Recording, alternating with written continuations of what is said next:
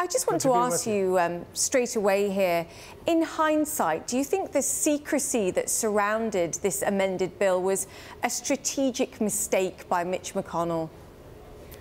Well, I think Mitch, who's a very good leader and a shrewd leader, and I think ultimately will get the ball over the goal line.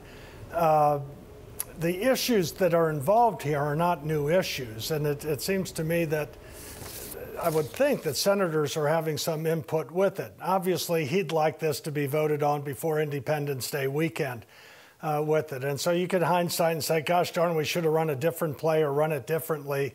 The reality is now they're huddling again. There's dialogue, and you have Rand Paul, who has his points of view, which I think are very cogent. You have others, say Senator Heller, who's concerned with keeping Medicaid expansion, and so it's not as if everyone's objection is the same.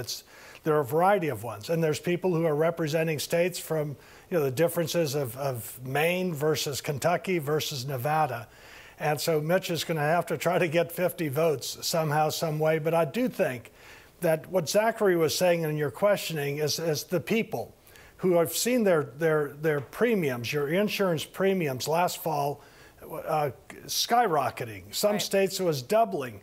And so they're going to look at, are you going to come up with something where we have more affordable health care insurance? Small businesses who don't want to get over 50 employees, do away with that mandate, as well as other dictates and taxes.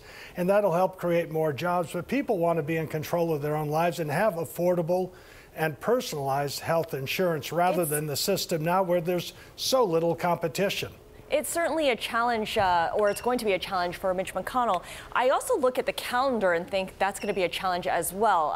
Yeah, you're right, Scarlet. Yeah, if you consider after the 4th of July, there's really 3 full weeks for the Senate to be in session before everyone's off in the month of August. And then they come back after Labor Day. They've got a host of issues to deal with then, including raising the debt ceiling. So in those 3 critical weeks of July, how do you see this proceeding, this bill proceeding? What day do they have to get it done by? What day do they have to bring it to the table for a vote?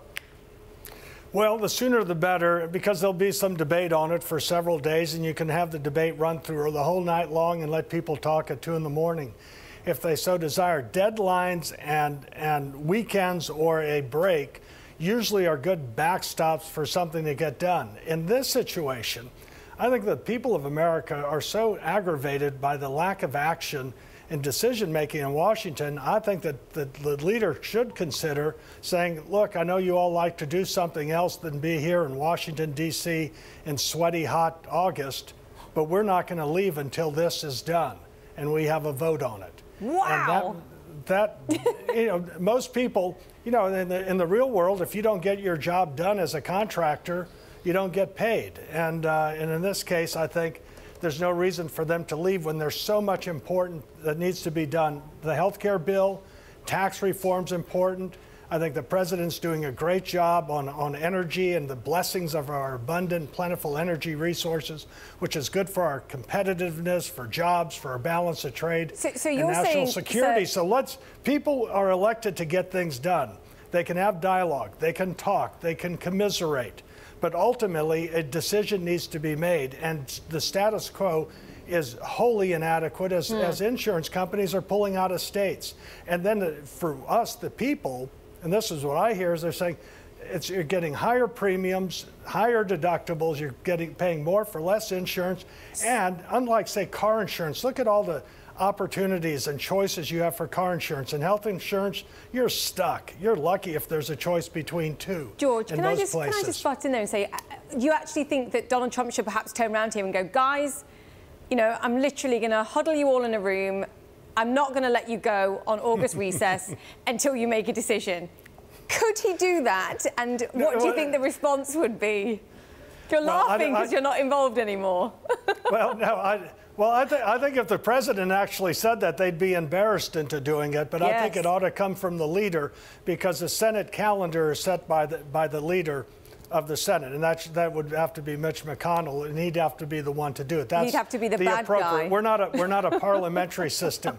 So no, I get it. Yeah, you have to be the bad guy, and I think again, deadlines force action. Which makes total sense. And action needs to be taken. So I just want to ask you very quickly, what we haven't talked about here is a compromise. I mean, fine, no Democrat in the chamber would back the drive to repeal Obamacare, but they also recognise, I think, in many cases that this is limited. So is there a solution here where we reach a compromise that could some way find a middle ground? Fine, you don't repeal it, but you improve it. How about that? We make it better for American consumers. Well, that's an interesting thought. I was talking to a woman who's a Democrat, very knowledgeable. She's not in the Senate, and her view was they ought to do away with the 29-hour, 30-hour work week deal, which keeps people part-time. They ought to increase it from 50 employees. And I said, well, what, 1,000, 500? She didn't say that. And she said, and allow sales of insurance across state lines. I said, all of that's good. You recognize the problem for small businesses. But for Republicans or conservatives, we don't think the government should force people to buy any product. So that individual or employer mandate and the taxes on medical device manufacturers are just non-starters for conservatives who believe in free people making their own decisions in a marketplace. And so there may be some areas of agreement, but there's some just fundamental philosophical differences. Just not